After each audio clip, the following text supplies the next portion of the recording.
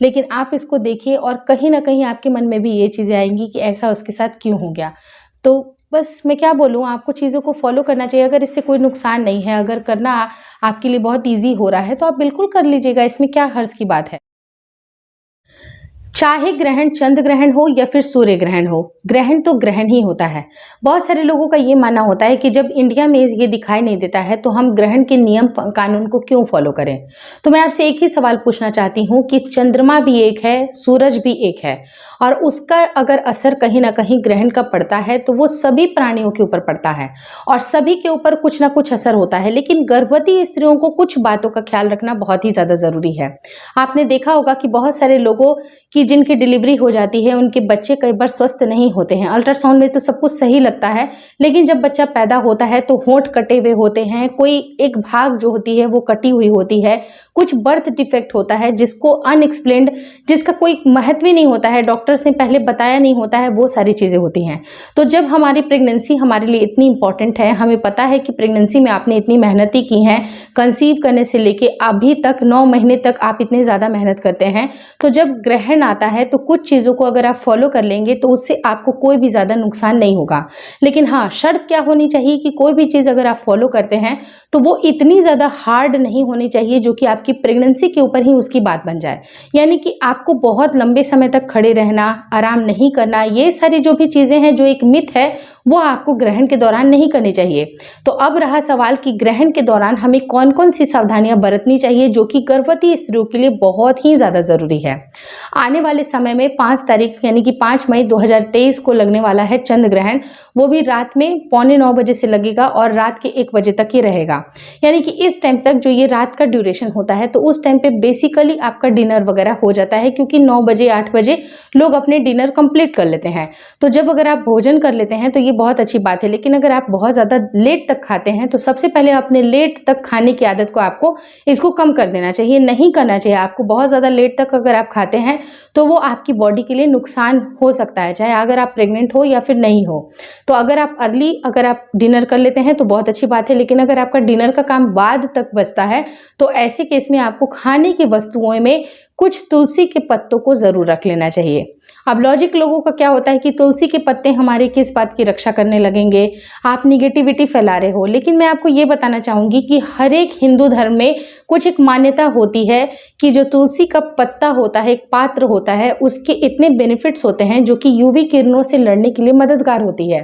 क्योंकि जब चंद्र ग्रहण या सूर्य ग्रहण पड़ता है उस टाइम पे रेडिएशन काफी हाई होती है और वो रेडिएशन गर्भवती स्त्रियों के लिए बहुत ज्यादा खतरनाक होती है। तो आपको कोशिश ये करना चाहिए कि वो रेडिएशन का असर आपके ऊपर ना पड़े। तो आपको ऐसे बंद कमरे का चुनाव करना है जहां पर अगर आप दरवाजे लगा दिए, आपने खिड़कियां लगा दी और रात का समय है तो ऑब्वियस सी बात है कि बाहर आप इतना एक्सपोजर आप नहीं चाहोगे, क्योंकि सूर्य ग्रहण में थोड़ा सा और भी प्रिकॉशन ज्यादा हो जाती है। अब चंद्र ग्रहण है, रात का समय है, तो इस टाइम पे आप बेसिकली दरवाजा या खिड़कियां जरूर बंद रखेंगे, पर्दे को अच्छी तरह से लगा दीजिए ताकि बाहर के कोई भी रेडिएशन आपके ऊपर हावी ना हो। और जब तुलसी का पत्ता जब अगर आप किसी फूड आइटम पे रखते हैं तो उसकी गुणवत्ता मतलब बढ़ने के अलावा क्या होता है कि आपको यूवी रेज थोड़े से उसके इफेक्ट कम मिलते हैं। आप पीने का भी पानी है उसके ऊपर भी आपको तुलसी के पत्ते रख देना चाहिए और ये बहुत ही ज़्यादा ज़रूरी है। चाहे आप किसी भी धर्म से बिलोंग करते हैं, आपके लिए आप एक माँ हैं और माँ के लिए सबसे इंपॉर्टेंट होता है उसका बच्चा। आप बिल्कुल नहीं चाहिएगा कि बच्चे को किसी भी तरह के बर्थ डिफेक्ट हो जाए या कुछ भी ऐसे डिफेक्ट हो जाए। तो अगर आप कुछ नियम को फॉलो कर लेते हैं तो उससे कोई भी ज्यादा हर्ज नहीं है। अब रही बात कि बहुत सारे बड़े लोग आपको बहुत सारे नियम बता देंगे, तो वो नियम जो कि आपके शरीर के लिए अच्छा नहीं है, वो नियम को आपको फॉलो करने की आवश्यकता नहीं है। जैसे कि बहुत सारे लोग आपको बोल देंगे कि आपको खड़े ही रहना है, आपको आराम नहीं करना है। लेकिन आप सोच करके देख लीजिए कि रात का समय है, एक गर्भवती स्त्री को आराम करने की बहुत ज्यादा आवश्यकता होती है, तो उनको जरूर लेटना चाहिए, बैठना चाहिए, या आप आराम से एक जगह पे खड़े रह के आप नहीं रह सकते हैं, वो आपकी प्रेगनेंसी के लिए भी सही नहीं होता है। तो ऐसा माना जाता है कि आपके बिहाफ में एक धागा या एक डंडे को आप खड़ा कर सकते हैं और वो चीजें आप इसको अंधविश्वास कह लीजिए, टोटका कह लीजिए, जो भी कहना है, जो भी मानना है आप मान लीजिए, लेकिन माँ के लिए सबसे ज्यादा जरूरी है उसके बच्चे की सेफ्टी। तो आपको सिर्फ और सिर्फ इस बात का ध्यान रखना है कि आपके बिहाफ में एक डंडा खड़ा होना चाहिए।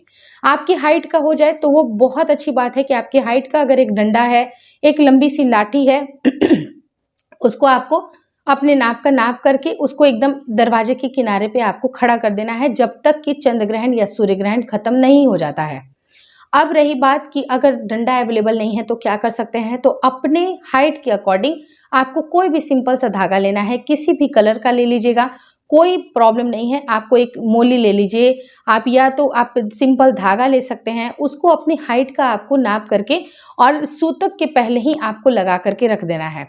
लेकिन मैं आपको एक रिमाइंड ये भी कराना चाहूँगी कि सूतक इस समय मान्य नहीं होगा, क्योंकि जो भी ग्रहण होती है अगर वो उपछाया का ग्रहण है तो उसमें सूतक मान्य नहीं होता है। लेकिन अगर नॉर्मल ग्रहण है तो उस टाइम पे 12 घंटे से पहले ही सूतक लगना शुरू होती है।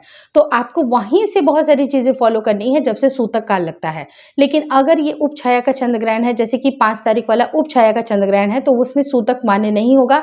आपको सिर्फ और सिर्फ अपना 8:45 के पहले पहले आप जब डिनर कर लीजिए 8 बजे, उसके बाद आप खाने वाने का काम मत करिएगा। उस समय खाना वर्जित होता है, खाना नहीं खाइएगा, पानी नहीं पीजिएगा। लेकिन पानी को आप अवॉइड नहीं कर सकते हैं रात के 1 बजे तक, तो पानी आपको पीना पड़ सकता है। तो आप तुलसी का पत्ता जो उसकी पत्तियां होती हैं उसको डाल करके अच्छी तरह से रख दीजिए और उस पानी को आप सिप सिप करके पी सकते हैं।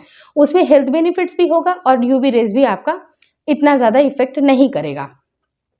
अब रही बात कि एक इम्पॉर्टेंट सूचना जिसकी वजह से जो बर्थ डिफेक्ट बच्चे में आती है, जो भी महिलाएं कांटे का चम्मच, कांटा जो चम्मच होता है, जो फोक होती है, उसका इस्तेमाल करते हैं, चाकू का इस्तेमाल कर लेते हैं, कैंची सुई का इस्तेमाल कर लेते हैं। अगर आपको बहुत ज़्यादा शौक है कि चलो मैं क्राफ्ट करती हूँ, स्टिचिंग करती हूँ, तो ये काम कर लेती हूँ, लेकिन स्ट्रिक्टली इस टाइम पे जब ग्रहण होता है तो मना किया जाता है कि आपको किसी भी तरह के सिलने, बुनाई, कटाई वाली चीज़ें नहीं करनी चाहिए। आप जैसे कि घर में पिन वगैरह भी अब अगर अवॉइड कर सकते हैं तो कर लीजिएगा। पिन क्या लगाना है या फिर क्लिप वगैरह इस तरह की चीज़ों को आपको थोड़ा सा अवॉइड करना चाहिए। पेंसिल का भी इस्तेमाल मत करिएगा, पेन का भी इस्तेमाल मत करिएगा। थोड़ा एक टोटका मान सकते हैं तो मान लीजिए, लेकिन इसका बहुत इफेक्ट पड़ता है।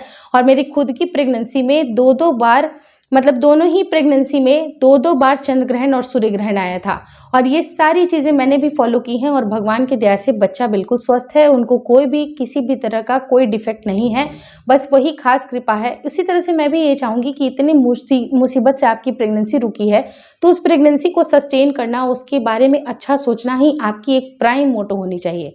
चाहे आप किसी भी धर्म से बिलोंग करते हो, आपको ये चीज़ें अंधविश्वास लग रही हों या विश्वास लग रहा हो, आपको ये सारी चीज़ें ज़रूर फॉलो करनी चाहिए।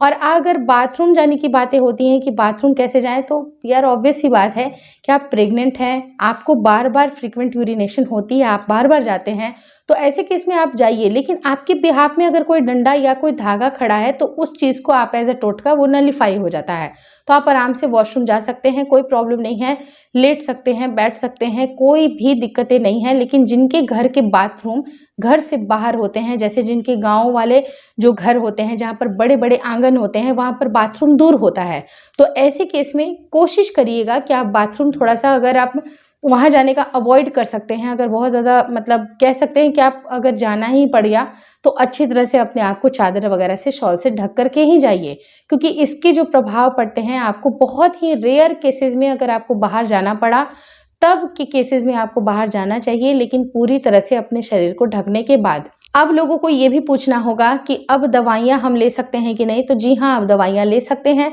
बिल्कुल ले सकते हैं, लेकिन वही पानी का इस्तेमाल करिएगा जिनके ऊपर आपने तुलसी का पत्ता रखा था।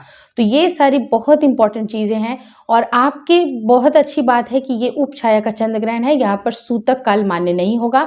लेकिन अगर सूतक काल मान्य रहता तो 12 घंटे पहले से ये सारी चीज़ें आपको फॉलो करनी पड़ सकती थी। तो ये वीडियो बहुत इन्फॉर्मेटिव है और अपने दोस्तों के साथ ज़रूर शेयर करिएगा, ताकि अगर कुछ इस तरह की गलतियाँ वो जाने अनजाने कर देते हैं तो उसको कैसे, बहुत आपको एक मैं फोटो दिखाऊंगी, आपको बहुत ज़्यादा देख के दुख लगेगा कि ऐसा भी हो गया है। बताओ इस बच्चे का क्या कसूर था। अल्ट्रासाउंड में तो सारी रिपोर्ट्स बिल्कुल सही आई थी, सब कुछ नॉर्मल आया था कि बच्चा बिल्कुल हेल्दी है, बच्चे का वेट अच्छा है, लेकिन आप इसको देखिए और कहीं ना कहीं आपके मन में भी ये चीज़ें आएंगी कि ऐसा उसके साथ क्यों हो गया। तो बस मैं क्या बोलूँ, आपको चीज़ों को फॉलो करना चाहिए। अगर इससे कोई नुकसान नहीं है, अगर करना आपके लिए बहुत इजी हो रहा है तो आप बिल्कुल कर लीजिएगा, इसमें क्या हर्ज की बात है। और जहाँ तक रही बात, बहुत सारे लोग आपको बोलेंगे पेट के ऊपर लेप लगाना, नारियल को रखना, तो वो आपकी अपनी मर्जी है। इतनी बहुत सारी चीज़ें करके आप क्या हासिल कर लीजिएगा, बहुत सारी चीज़ें नहीं, लेकिन जो एक मेन चीज़ें होती हैं जिसको मैंने आपको ये सारी बातें बताई हैं वही मेन जिस्ट है इसका। आपको ग्रहण में अगर आप इन चीज़ों को ही सिर्फ फॉलो कर लेते हैं तो बाकी चीज़ों के ऊपर आपको ध्यान लगाने की आवश्यकता नहीं है। मंदिर का पाट वगैरह नहीं खोला जाता है, पूजा पाठ नहीं की जाती है, लेकिन ऐसा कहीं नहीं लिखा है कि अगर मन में अगर आप ईश्वर को अगर आप प्रार्थना कर रहे हैं, हनुमान चालीसा का ही पाठ पढ़ रहे हैं, कोई अच्छी गर्भ संस्कार की बुक भी आप पढ़ रहे हैं तो वो बहुत अच्छा है। वो कोई ऐसा धार्मिक ग्रंथ नहीं है, आप उसको पढ़ सकते हैं। वो पूजा के फॉर्म में ना लेके आप, जैसे भगवद गीता है, आप अगर पढ़ रहे हैं तो उसमें कोई भी गलत बात नहीं है। लेकिन अगर आप पूजा कर रहे हैं, लिटरली जो पूजा करने वाली बात होती है, भगवान के पट खोलने वाली बात होती है, तो ग्रहण में इसको करना वर्जित माना जाता है। तो आप इसको अवॉइड कर लीजिए। मन ही मन हनुमान चालीसा का पाठ करते रहिए। और महावीर जी में, हनुमान चालीसा में इतनी बड़ी शक्ति होती है, इसका बिलीव आपको तभी होगा जब आप इसको फॉलो करिएगा, आप बार बार इसको रिपीट करिएगा, आपके काम जस्ट यूं ही बनते जाएंगे। होपफुली आपको ये वीडियो अच्छा लगा है। वीडियो अगर अच्छा लगा तो प्लीज़ लाइक कर दीजिएगा। चैनल पे नए हैं तो चैनल के और भी वीडियोज़ देखिए, आपके लिए बहुत हेल्पफुल होंगे। Thank you so much for watching trends my world.